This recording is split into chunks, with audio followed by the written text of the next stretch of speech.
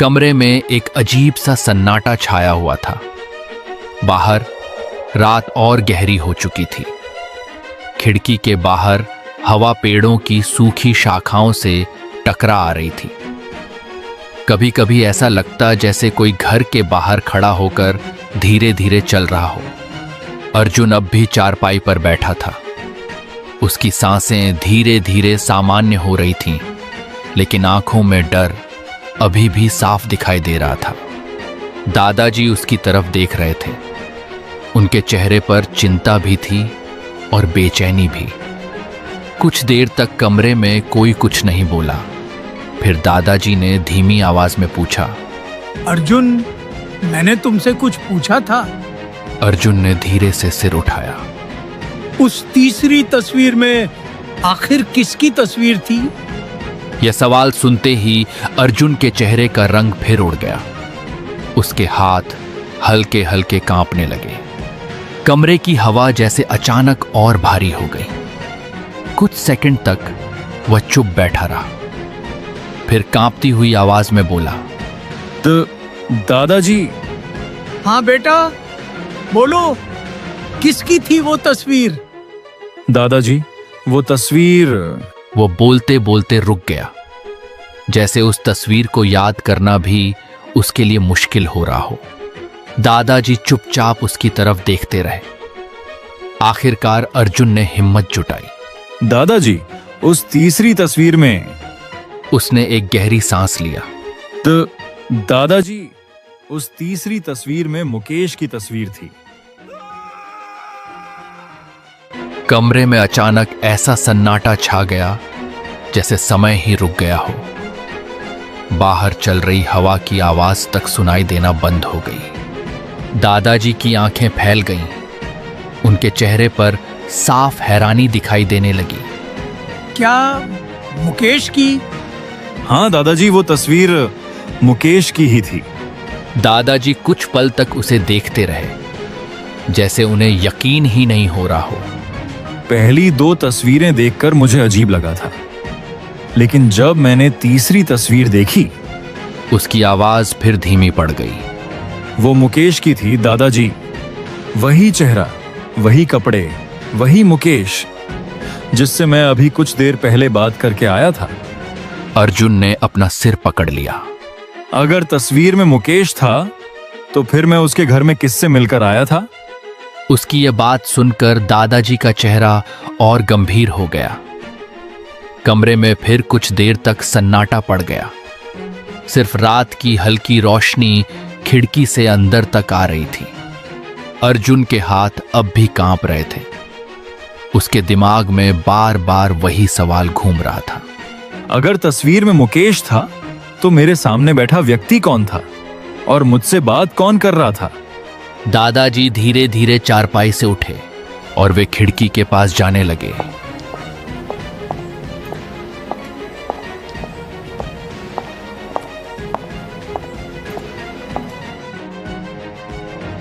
बाहर घना अंधेरा फैला हुआ था।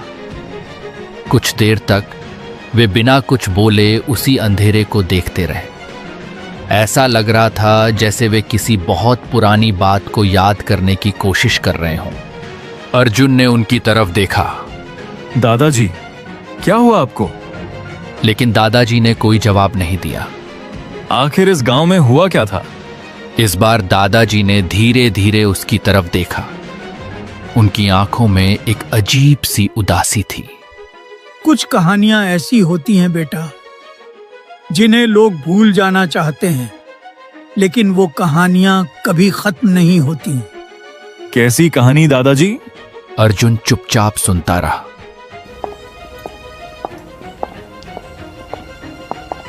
दादाजी आकर अर्जुन के सामने बैठ गए।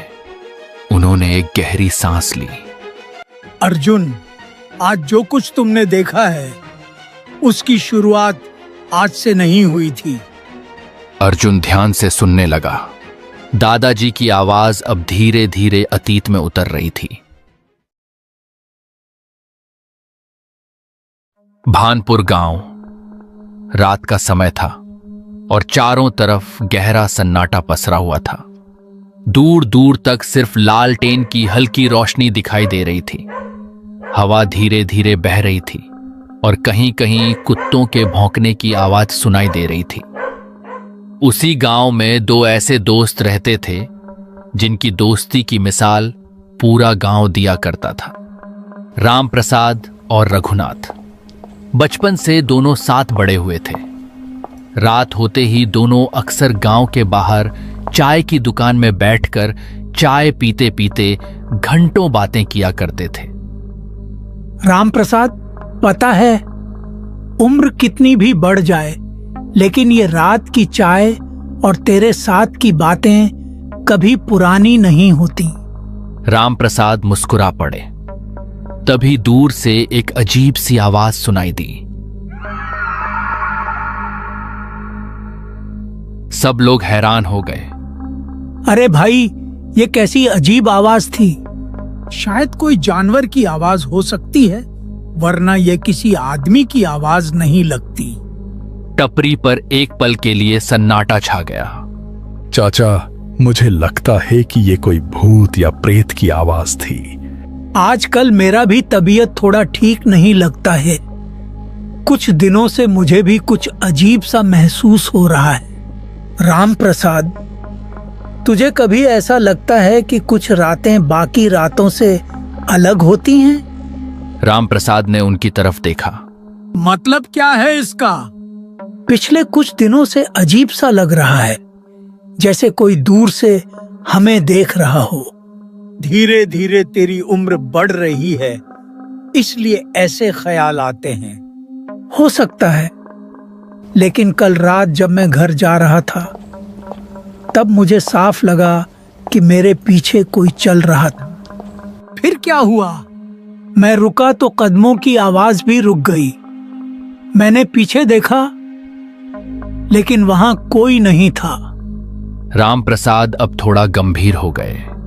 शायद तेरा वहम होगा। नहीं चाचा, रात में हर आवाज वहम नहीं होती। क्या रमेश, आज फिर डराने वाली बातें शुरू कर दी? लेकिन इस बार मानो चाय वाले की मुंह से हंसी गायब हो चुका था। वह कुछ पल तक चुपचाप अंधेरे रास्ते की तरफ देखता रहा। धीरे धीरे दिन बीतते गए, लेकिन एक चीज कभी नहीं बदली।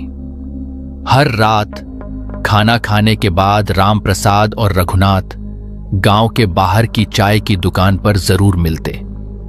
दोनों घंटों बैठकर बातें करते। लेकिन उन्हीं दिनों कुछ ऐसा हुआ जिसने धीरे धीरे दोनों के बीच ऐसी खामोशी पैदा कर दी जिसकी किसी ने कल्पना भी नहीं की थी।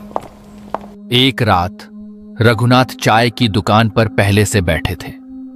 राम प्रसाद भी आकर उनके सामने बैठ गए। उस रात चाय की टपरी पर एक अजीब सी खामोशी छाई हुई थी। अब दोनों के बीच बातचीत बंद हो गया था। ऐसा लग रहा था जैसे कोई किसी का चेहरा तक नहीं देखना चाहता। लेकिन समय के साथ साथ राम प्रसाद और रघुनाथ के बीच की दूरियां भी बढ़ती चली गई। शुरुआत में दोनों एक दूसरे से कम बातें करने लगे।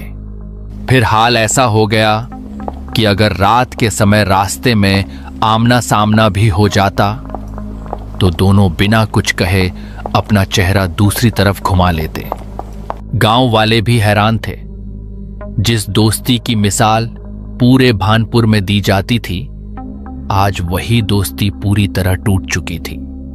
धीरे धीरे दोनों के बीच बातचीत पूरी तरह बंद हो गई। अब न रात की चाय होती थी, न घंटों बैठकर बातें होती थीं, और न ही पहले जैसी हंसी सुनाई देती थी। समय बीतता गया। एक रात राम प्रसाद अपने कमरे में सोए थे और तभी दरवाजे पर जोर से दस्तक हुई। राम प्रसाद ने दरवाजा खोला। बाहर गांव के दो लोग, हरिया और रामनाथ, सामने खड़े हुए थे। अरे हरिया और रामनाथ, तुम दोनों यहाँ इस वक्त क्या कर रहे हो? लेकिन हरिया और रामनाथ के चेहरे पर एक अजीब सी उदासी छाई हुई थी। अरे क्या हुआ? तुम दोनों ऐसे चुप क्यों हो? चाचा, आपको कुछ पता नहीं है क्या? अरे भाई, किस बात का पता नहीं है? चाचा, रघुनाथ चाचा और उनकी पत्नी अब इस दुनिया में नहीं रहे। रामप्रसाद के हाथ कांपने लगे। अरे हरिया, तू ये क्या कह रहा है? चाचा, रात को दोनों शहर की तरफ जा रहे थे। सामने से आ रहे ट्रक से उनकी गाड़ी टकरा गई। कुछ लोग कह रहे थे कि उसी वक्त पर ही दोनों की मौत हो गई। रामप्रसाद कुछ पल तक वहीं खड़े रह गए। उन्हें अपने कानों पर विश्वास नहीं हो रहा था। आखिरी बार जब उन्होंने रघुनाथ को देखा था तब दोनों के बीच गुस्सा था और आज सब कुछ खत्म हो चुका था। उस रात रामप्रसाद की आंखों में नींद नहीं थी। बार बार उन्हें अपने दोस्त की बातें याद आ रही थीं। वो चाय की दुकान, वो रात की हंसी और आखिरी बार बिना पीछे देखे अंधेरे में जाता हुआ रघुनाथ। रामप्रसाद उठकर बैठ गए। उनका मन अब भारी हो चुका था। काश उस रात मैंने उसे रोक लिया होता। काश एक बार उसे आवाज दे दी होती। लेकिन अब बहुत देर हो चुकी थी। आखिर आधी रात के बाद रामप्रसाद उठ खड़े हुए। उन्होंने लालटेन उठाई और चुपचाप रघुनाथ के घर की तरफ चल पड़े। पूरा गांव सुनसान पड़ा था। दूर कहीं कुत्तों के भौंकने की आवाजें आ रही थीं। हवा कुछ ज्यादा ही ठंडी लग रही थी और पुरानी बातों को याद करके रामप्रसाद की आंखें भर आ रहा था। क्यों यार, इतनी छोटी सी बात के लिए हम दोनों इतने दूर हो गए। चलते चलते वे उस जगह पहुंचे जहां कुछ महीने पहले दोनों के बीच आखिरी बार बहस हुई थी। अगर तुझे लगता है कि मैं गलत हूं तो ठीक है। आज के बाद मैं तुझे कभी परेशान नहीं करूंगा। लेकिन जवाब में सिर्फ ठंडी हवा की आवाज सुनाई दी। रामप्रसाद की आंखों से आंसू निकल पड़े। उसी समय पीछे से किसी के धीरे धीरे चलने की आवाज सुनाई दी। रामप्रसाद अचानक रुक गए। उन्होंने पीछे मुड़कर देखा, लेकिन वहां कोई नहीं था। चारों तरफ सिर्फ अंधेरा था। उन्होंने खुद को समझाया, शायद ये मेरा वहम होगा, और फिर धीरे धीरे आगे बढ़ने लगे। लेकिन इस बार उन्हें साफ महसूस हो रहा था जैसे कोई उनके पीछे पीछे चल रहा हो। वे जितना तेज चलते, पीछे से कदमों की आवाज भी उतनी ही तेज सुनाई देती। रामप्रसाद का दिल जोर जोर से धड़कने लगा। उन्होंने हिम्मत करके पीछे देखा, लेकिन फिर वही सुनसान सड़क और घना अंधेरा। रामप्रसाद भारी कदमों से सुनसान रास्ते पर आगे बढ़ते जा रहे थे। रात और भी गहरी होती जा रही थी। चारों तरफ ऐसा सन्नाटा था कि उनके कदमों की आवाज तक साफ सुनाई दे रही थी। चलते चलते उनकी नजर उस पुराने बरगद के पेड़ पर पड़ी जिसके नीचे बैठकर वे और रघुनाथ कई बार घंटों बातें किया करते थे।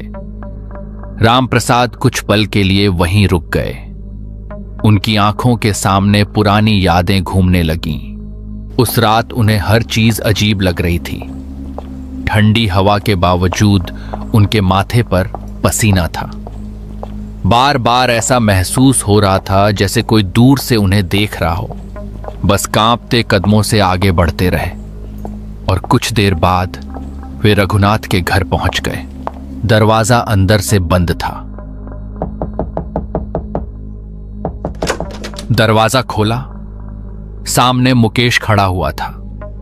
मुकेश ने सामने रामप्रसाद को देखा तो कुछ पल के लिए चुप रह गया।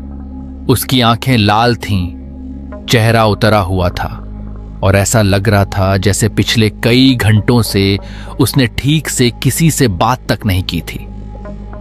कुछ पल दोनों के बीच सिर्फ खामोशी रही।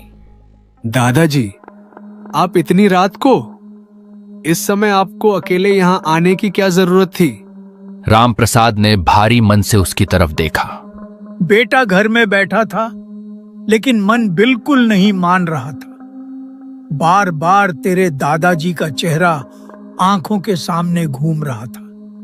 पता नहीं क्यों, ऐसा लग रहा था जैसे अगर आज मैं यहाँ नहीं आया तो जिंदगी भर अपने आप को माफ नहीं कर पाऊंगा।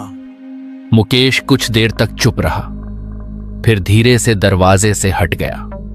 अंदर आइए दादाजी, बाहर बहुत ठंड है और वैसे भी इस समय इस घर में आपसे अपना कौन है। राम प्रसाद धीरे धीरे अंदर चले गए। घर में अजीब सी खामोशी थी। वही घर जहां कभी रघुनाथ की हंसी गूंजती थी, आज पूरी तरह शांत था। राम प्रसाद की नजर हर तरफ घूम रही थी। घर, कमरा, सब कुछ सुनसान लग रहा था। दादाजी, मैं समझ नहीं पा रहा हूं कि आखिर इतनी जल्दी सब कुछ कैसे खत्म हो गया। अभी कुछ दिन पहले तक दादाजी मेरे सामने बैठे रहते थे। दादी माँ उनके लिए चाय बनाती थी और आज ऐसा लग रहा है जैसे इस घर से सब कुछ चला गया हो। राम प्रसाद की आंखें भर आईं। बेटा, जिंदगी में कुछ चीजें इंसान के हाथ में नहीं होती, लेकिन एक बात का दुख मुझे जिंदगी भर रहेगा कि मैंने अपना एक दोस्त खो दिया। दादाजी छोड़िए, जो होना था हो गया। मम्मी पापा कल सुबह पहुंचने वाले हैं। यह खबर सुनते ही सब रो पड़े और तुरंत घर के लिए निकल पड़े। और मुकेश, तुम्हारे बीवी और बच्चे कहाँ हैं? दादाजी, वो दोनों ऊपर कमरे में हैं। दादाजी आइए। राम प्रसाद ने उसकी तरफ देखा। कहाँ बेटा? मैं आपको दादाजी और दादी माँ की तस्वीर दिखाना चाहता हूँ। शाम को ही मैंने उनकी तस्वीरें दीवार पर टांगी हैं। पता नहीं क्यों, लेकिन बार बार उन तस्वीरों को देखकर ऐसा लगता है जैसे वो दोनों अब भी इसी घर में हैं, जैसे कहीं गए ही नहीं। जैसे ही दोनों कमरे के अंदर पहुंचे, राम प्रसाद की नजर सामने दीवार पर पड़ी। दीवार पर 2 तस्वीरें टंगी हुई थीं, एक रघुनाथ की और दूसरी उनकी पत्नी की। दोनों तस्वीरों पर ताजी माला चढ़ी हुई थी। उन्हें देखते ही राम प्रसाद की आंखें नम हो गईं। मुकेश के घर से निकलते समय राम प्रसाद का दिल बहुत भारी था। जाते जाते उन्होंने एक बार पीछे मुड़कर उस घर को देखा। खिड़की से आती हल्की पीली रोशनी, दीवार पर टंगी रघुनाथ और उनकी पत्नी की तस्वीरें, और अंदर अकेला बैठा मुकेश। इन सब ने उनके मन को और बेचैन कर दिया। राम प्रसाद ने गहरी सांस ली और धीरे धीरे अपने घर की तरफ चल पड़े। रात काफी हो चुकी थी। भानपुर गांव की गलियां सुनसान पड़ी थीं। दूर कहीं कुत्तों के भौंकने की आवाज आ रही थी। आसमान में बादल छाए हुए थे और ठंडी हवा लगातार चल रही थी। लेकिन राम प्रसाद के मन में सिर्फ एक ही बात चल रही थी। काश रघुनाथ, एक बार हम दोनों फिर बैठकर बातें कर पाते। चलते चलते उनकी आंखें नम हो गईं और तभी अचानक उन्हें ऐसा महसूस हुआ जैसे उनके पीछे कोई चल रहा हो। कदमों की आवाज बिल्कुल साफ सुनाई दे रही थी। राम प्रसाद रुक गए। कुछ पल तक उन्होंने पीछे मुड़कर नहीं देखा, फिर धीरे धीरे पलट कर देखा, लेकिन पीछे कोई नहीं था। चारों तरफ सिर्फ अंधेरा था। शायद दुख और थकान की वजह से मुझे ऐसा महसूस हुआ होगा। वे फिर आगे बढ़ने लगे, लेकिन इस बार वो आवाज पहले से ज्यादा पास सुनाई देने लगी। ऐसा लग रहा था जैसे कोई उनके बिल्कुल पीछे चल रहा हो। राम प्रसाद का दिल जोर जोर से धड़कने लगा। उन्होंने फिर पीछे देखा और इस बार दूर अंधेरे में उन्हें कोई खड़ा दिखाई दिया। वह किसी आदमी जैसा लग रहा था, लेकिन उसकी लंबाई सामान्य इंसानों से कहीं ज्यादा थी। उसके हाथ असामान्य रूप से लंबे थे और वह बिल्कुल स्थिर खड़ा था। राम प्रसाद की आंखें फैल गईं। उन्होंने दोबारा ध्यान से देखने की कोशिश की, लेकिन तभी वो आकृति धीरे धीरे उनकी तरफ बढ़ने लगी। रामप्रसाद के शरीर में सिहरन दौड़ गई। कौन है वहां? कोई जवाब नहीं मिला, लेकिन वह चीज रुक नहीं रही थी। उसकी गर्दन अजीब तरह से एक तरफ झुकी हुई थी।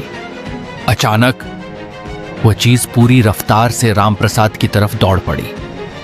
रामप्रसाद के पैरों तले जमीन खिसक गई। उन्होंने बिना एक पल गंवाए भागना शुरू कर दिया। उनकी उम्र हो चुकी थी, सांसें तेज चल रही थीं, लेकिन पीछे से आती भारी कदमों की आवाजें और भी नजदीक आती जा रही थी।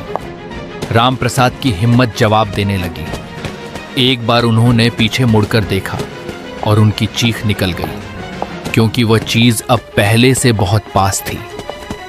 उसका चेहरा किसी आदमी जैसा था, लेकिन उसकी आंखें पूरी तरह काली थीं। लेकिन सबसे भयानक बात यह थी कि वह दौड़ नहीं रहा था, फिर भी हर पल रामप्रसाद के और करीब आता जा रहा था। रामप्रसाद की सांसें तेज हो चुकी थीं, उनके हाथ कांप रहे थे।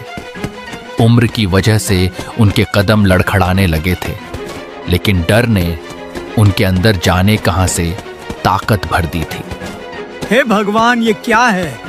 उन्होंने पूरी ताकत से दौड़ना जारी रखा, लेकिन तभी उन्हें साफ सुनाई दिया। पीछे से किसी ने बहुत धीमी आवाज में पुकारा, रामप्रसाद। यह आवाज सुनकर उनका दिल बैठ गया, क्योंकि वह आवाज बिल्कुल रघुनाथ की थी। रामप्रसाद की आंखें फैल गईं, लेकिन डर के मारे उन्होंने पीछे मुड़कर नहीं देखा।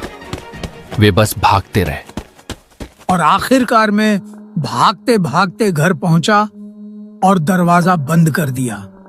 कुछ सेकंड तक तो मेरी हिम्मत ही नहीं हुई कि पीछे मुड़कर खिड़की की तरफ भी देखूं। मेरी सांसें इतनी तेज चल रही थीं कि ऐसा लग रहा था जैसे सीना फट जाएगा। पूरा शरीर पसीने से भीग चुका था।